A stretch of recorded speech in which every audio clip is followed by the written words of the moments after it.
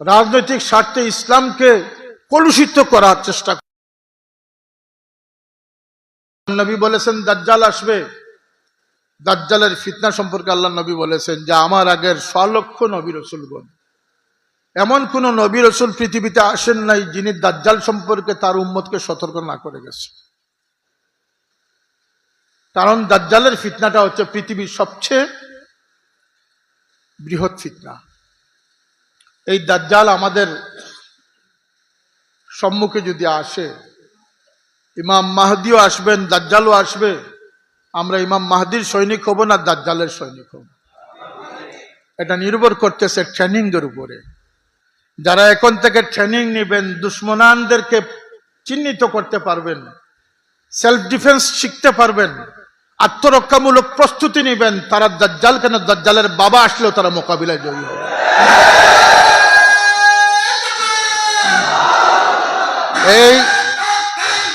এই দাজ্জাল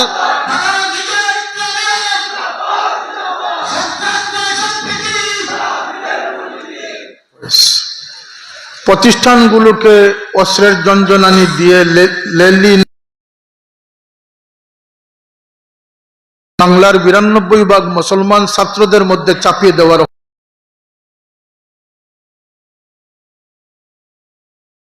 বানানোর জন্য দলগতভাবে প্রচেষ্টা করা হয়েছে। এই ছাত্র সমাজের গড়ে উঠবে, যে রঙে রঙিন হবে সেই রংটাই তার ভবিষ্যতে প্রতিফলিত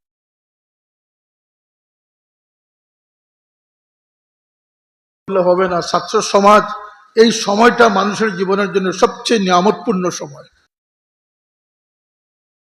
সর্বত পেয়েছে, যে আদবী হয়েছে, নীতিবান হয়েছে, সচ্চরিত্রবান হয়েছে,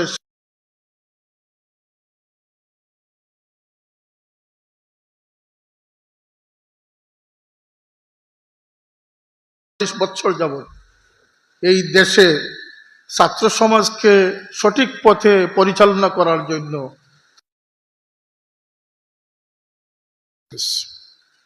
তালামিজি ইসলামিয়া এই 46 বছরের ইতিহাসে তাদের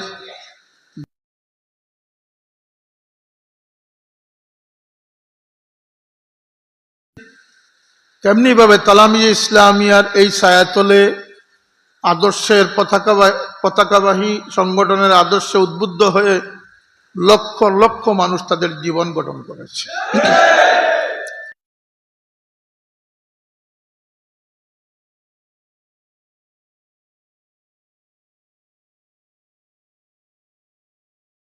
ঠিক না ঠিক না? ইউরোপ, আমেরিকা, মধ্যপ্রাচ্য, পৃথিবীর যেখানেই যাবেন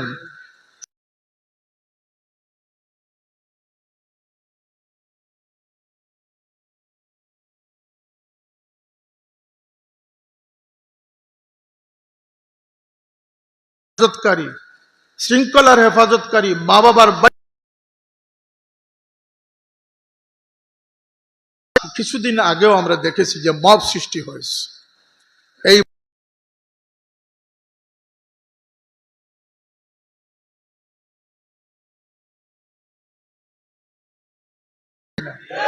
প্রতিষ্ঠান জবরদখল করা হয়েছে, এইভাবে মানুষকে অ্যাগ্রেসিভ বানানো হয়েছে, মানুষকে শিক্ষা দেওয়া হয়েছে। এ থেকে ছাত্র সমাজকে একটি সভ্যতা সুশৃঙ্খল জাতি হিসাবে গড়ার জন্য তালামিজি ইসলামিয়ার আদর্শের লক্ষ্য উদ্দেশ্যের কোনো বিকল্প আমরা দেখি না। যে কারণে তালামিজি ইসলামিয়া এই খেদমত আঞ্জাম দিয়ে আজকে ছাত্র সমাজকে ঐক্যবদ্ধ করে রেখেছে। একইভাবে আঞ্জুমান আল ইসলাম এই সমাজে যারা ইসলামকে রাজনৈতিক স্বার্থে, ব্যবসায়িক স্বার্থে ব্যবহার করে শেষ করে ফেলেছে, এরা ইসলামের আকীদা নিয়ে নানা বিভ্রান্তি সৃষ্টি করেছে। আজকে এক সময় তারা ইসলামের খণ্ডভিত্তিক খণ্ডকে তারা বিনষ্ট করার চেষ্টা করেছে। আজকের দিনে এসে গোটা ইসলামী সাইনবোর্ডকে তারা কলঙ্কিত করার চেষ্টা করতেছে। গোটা ইসলামিক সাইনবোর্ডকে, আল্লাহ নবী সাল্লাল্লাহু আলাইহি ওয়াসাল্লামের একখানা হাদিস রয়েছে, সায়ুতি আলান নাস জামানুন লা ইয়াবকাল ইসলামু ইল্লা ইসমুহু ওয়া লা ইয়াবকাল কুরআনু ইল্লা রাসমুহু। আজকে এই হাদিসের বাস্তব প্রতিফলন দেখা যাচ্ছে যে ইসলামী সাইনবোর্ড আর ইসলামী লেভেলের ভিতরে হেন কোনো অপকর্ম নাই যেটি তারা করতে না পারে। সুতরাং আজকে আমাদের অন্তরে রক্তপাত হচ্ছে। ব্যবসায়িকভাবে ইসলামকে বিনষ্ট করার চক্রান্ত হয়েছে, রাজনৈতিকভাবে ইসলামকে ব্যবহার করার চেষ্টা করা হয়েছে, আদর্শিকভাবে পদস্খলিত হয়ে আদর্শকে বিনষ্ট করা হয়েছে। কিন্তু আজকে ইসলামের গোটা ইসলামটাকে বিনষ্ট করার চেষ্টা কখনো এদেশের ইসলামকেও মানুষ সহ্য করতে পারবে না। এজন্য আপনাদেরকে ঐক্যবদ্ধ হতে হবে, সোচ্চার হতে হবে। আপনাদেরকে ঈমান ইসলামের হেফাজতের জন্য এমন এক শক্তিশালী বাহিনী কম তৈরি করতে হবে যাদের মূল লক্ষ্য থাকবে সহিহ ঈমান আকীদা। যদি কোনো মানুষের ঈমান আকীদা সহিহ সঠিক না হয়, তার 100 বৎসরের ইবাদত কোনো কাজে আসবে না। মুনাফিকদের ইবাদত কম ছিল না, কিন্তু আকীদা বিশুদ্ধ ছিল না। মুনাফিকদের আমলে কোনো ত্রুটি ছিল না, মুনাফিকরা আমলে পিছিয়ে ছিল না, মুনাফিকরা জিহাদ যুদ্ধে স্লোগানে পিছিয়ে ছিল না। তাদের সবচেয়ে বড় যে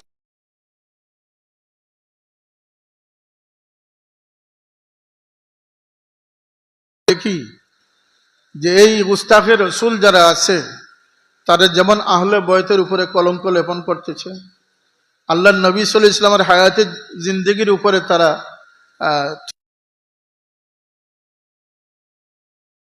বেয়াদবিমূলক দৃষ্টতা প্রদর্শন করতেছে, বিকৃত করার চেষ্টা করতেছে। এমনকি আজকের দিনে এসে তারা ইসলামী স্কলারের লেবাসদারি হয়ে শুকরের গোশতকেও হালাল ফতোয়া দেওয়ার অপচেষ্টায় লিপ্ত হয়েছে। এর আগে গাভীর প্রস্রাবকে তারা হালাল বলেছে। এরা ওই সমস্ত মানুষ যারা কিছুদিন আগে সুদকুর ইউনূসকে নবীর সাথে,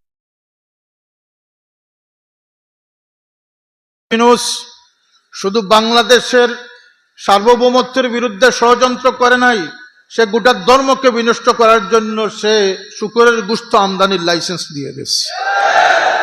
আর তাকে আলিম নামদারি ওয়াইজরা নবী তুল্য ঘোষণা করেছে। এখন ইউনূসের গালে জুতা পড়ার আগে ওদের গালে জুতা পড়া উচিত।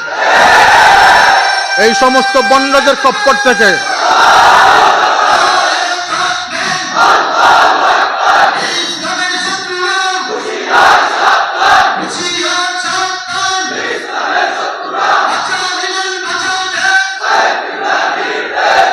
শাক দিয়ে মাছ ডাকার জন্য তারা ইউনূসকেও নবতুল্য বানাইতেও তাদের কোনো আপত্তি দ্বিধা নেই। তারা এই ইসলামের অনুসারী যারা আজকে চারিত্রিকভাবে এত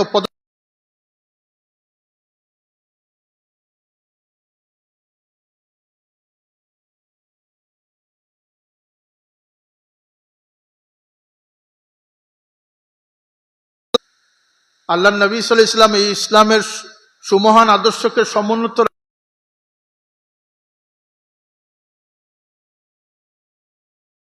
পড়েছে, বাম হাতে তলবারি ধরেছে, বাম হাত কেটে গেছে, দাঁত দিয়ে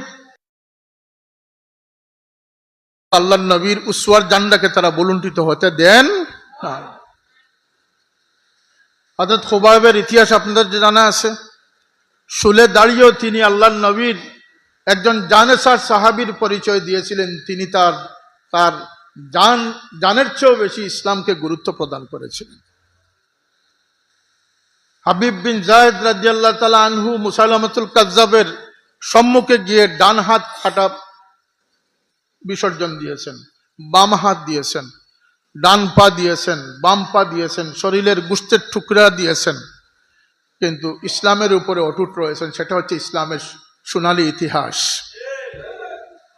ইসলামকে রক্ষা করার সোনালী ইতিহাস।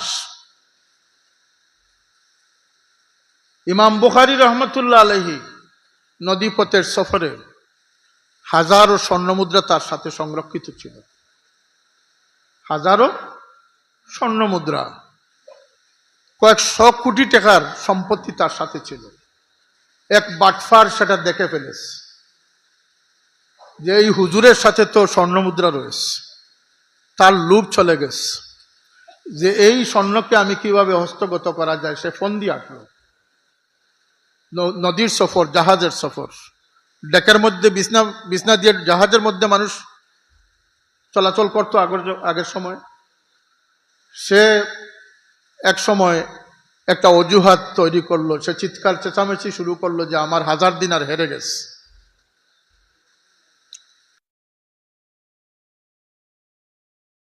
পড়ে গেল যে 1000 দিরহাম হেরে গেছে, এটা তো কোনো সাধারণ কথা নয়। সবাই ছুটে আসলো, জাহাজের নাবিকরা আসলেন, দায়িত্বশীলরা আসলেন।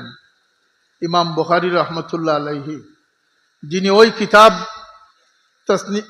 তসনিফ করেছেন, তিনি ওই কিতাবের মুসন্নিফ ছিলেন, সংকলক ছিলেন, যে কিতাব আসহুল কিতাবে কুতুবে কিতাবিল্লাহি তাআলা, আল্লাহর কিতাবের পরে পৃথিবীর সর্ব বিশুদ্ধ কিতাবের নাম হচ্ছে as-সাহিহুল বুখারী।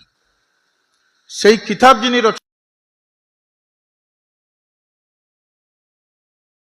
রয়েছে, সুতরাং যখন তল্লাশি হবে তখন তো আমার কাছেই এটা পাওয়া যাবে। কথা বুঝে এসেছে আপনাদের?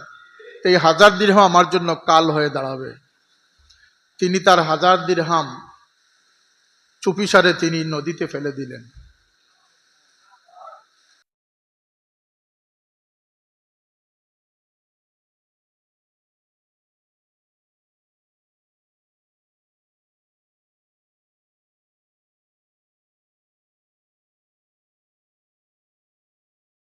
হয়েছিল তাকে মানুষ দোষারোপ করলো যে তুমি মিয়া খামোখা তুমি এই অভিযোগ উত্থাপন করেছো, তোমার 1000 দিন সৃষ্টি হয়ে যাবে।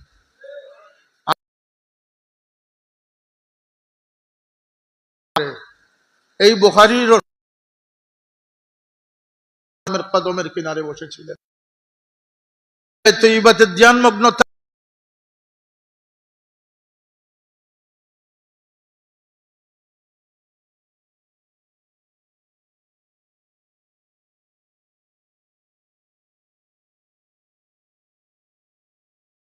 কিন্তু বুখারী শরীফের তাকরার সহ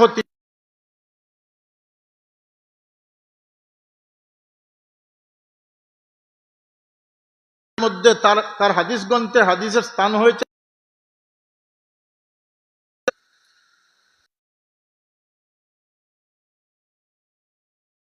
হাদিস হিসাবে।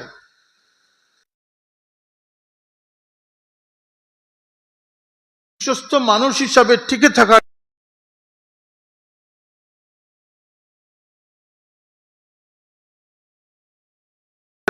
ইসলামকে রক্ষা করার জন্য। আপনারা জানেন না আজকের দিনে ইতিহাস ইমাম হুসাইন রাদিয়াল্লাহু আনহু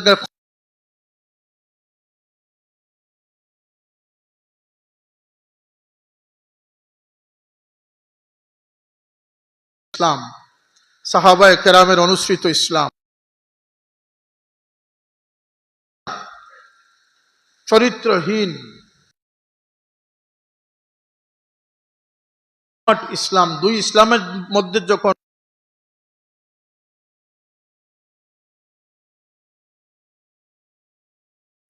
এবং সেজন্য তিনি ইয়াজিদের সাথে কম্প্রোমাইজ করতে যান নাই, তার গর্দন দিয়েছেন।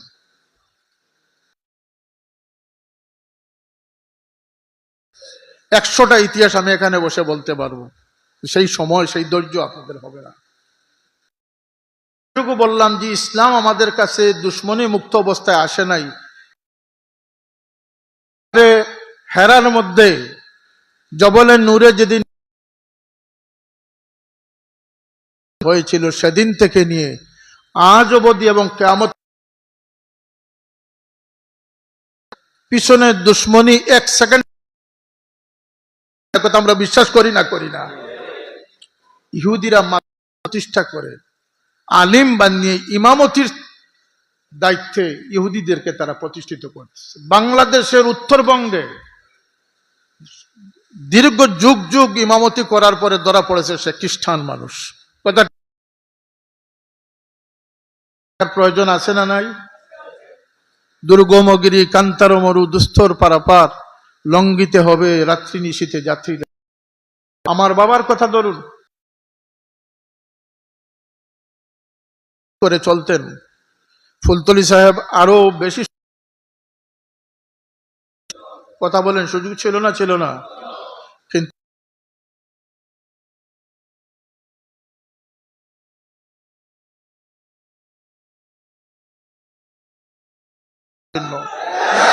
আমার বাবা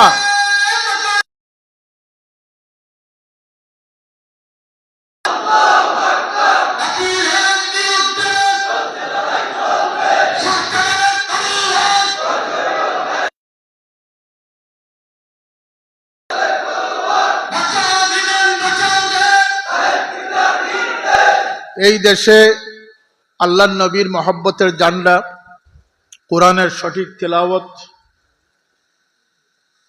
শরীয়তের পাবন্দি, বন্ডামি এবং স্বার্থপর ইসলাম থেকে, ইসলামিস্টদের হাত থেকে ইসলামকে রক্ষা, সত্যিকার অর্থে বুজুর্গান একরামদের অনুসরণে দিনের খেদমত আঞ্জাম দেওয়ার যে ক্ষুদ্র প্রয়াস হযরত সাহাবুল্লাহ রহমতুল্লাহ আলাইহি আঞ্জাম দিয়েছেন, যদি এই সময়ে তিনি মুজাদ্দিদের ভূমিকা অবতীর্ণ না হতেন, তাহলে আজকে হয়তো আল্লাহ নবীর মহব্বতের আশিকানদের এই বাগান তৈরি হতো না। তিনি তার রক্ত দিয়ে এই বাগানের পরিচর্যা করে গেছেন, তিনি এর বিনিময় গ্রহণ করেন নাই। তিনি তার জীবদ্দশায় আমাদেরকে এমন তলকিন দিয়ে গেছেন যাতে আমাদেরকে মুনাফিকের আকীদা আমাদের ঈমান বিনষ্ট করতে না পারে। তিনি প্রতিটি ঘরে ঘরে, প্রতিটি অঞ্চলে অঞ্চলে তিনি দুর্গ গঠন করে গেছেন। এই দুর্গ তার নিজের দুর্গ না, এই দুর্গ হচ্ছে আল্লাহর নবীর সেই প্রকৃত দিনের, সামগ্রিক দিনের পাহাড়দার তিনি তৈরি করে গেছেন, যেটি ইমাম হুসাইন রাদিয়াল্লাহু আনহুর সৈয়দ আহমদ শহীদ বেল্লভী রহমতুল্লাহ আলাইহি তার এই সমস্ত সংগ্রামের যে নির্যাস, সেটি ছিল আল্লাহর নবীর দিনকে তিনি হেফাজত করা। আজকের দিনেও ইমাম সাহেবগণ আছেন, মুবাল্লিগগণ আছেন, মুদাররিসগণ আছেন, শিক্ষকবৃন্দ আছেন, উলামায়ে কেরাম আছেন, হেসে খেলে জীবন নিয়ে আল্লাহর দরবারে গিয়ে মুখ দেখাতে পারবেন না। জীবনের এই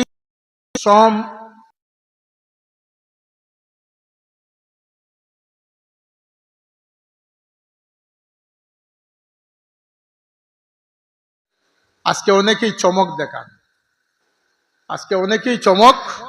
দেখান, আমরা সাফল্য পেয়ে যাচ্ছি, আমরা সফল হয়ে গেছি। এই চমক সেই চমক না, এই চমক আসবে, এই চমক চলে যাবে। সকালবেলা আমির রে ভাই ফকির, সন্ধ্যাবেলা। কথা ঠিক না? ঠিক না? কুলিল্লাহুম্মা মালিকাল মুলকি তুতিল মুলকা মান তাশা। হায় হায়, কত প্রভাবশালী প্রতাপশালী রাজা বাদশারা মুহূর্তের মধ্যে ইতিহাস থেকে নিক্ষিপ্ত হয়ে গেল। এই বাংলাদেশে সরকার প্রধানের দুপুরে খাবার রেডি ছিল, খাবার ভাগ্যও জুটে নাই।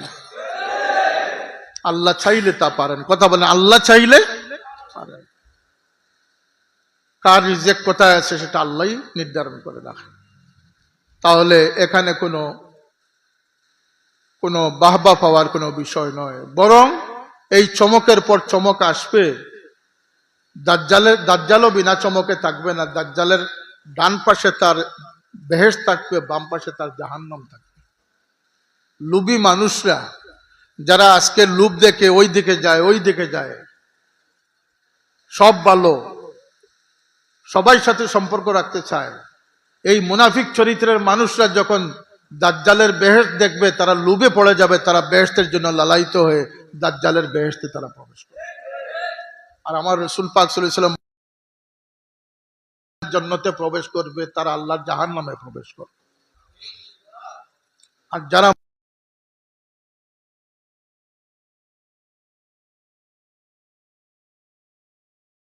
আল্লাহর জান্নাতে প্রবেশ করবে।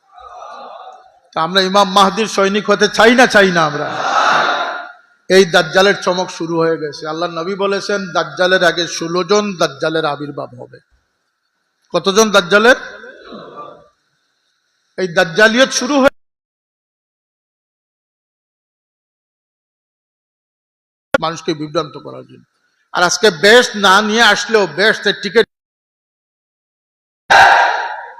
এটাও দাজ্জালি ফিতনা, এটাও দাজ্জালি ফিতনার একটা সংবাদ। আমাদের চরিত্রকে আমরা ধরে রাখতে হবে। আঞ্জুমানে আল ইসলাম এবং তালামিজে ইসলামিয়ার মূল লক্ষ্য হচ্ছে সহি ঈমান আকীদা। কথা বলেন, সহি ঈমান আকীদা। আপনার 100 বৎসরের ইবাদত বিফলে যাবে যদি আপনার ঈমান সঠিক না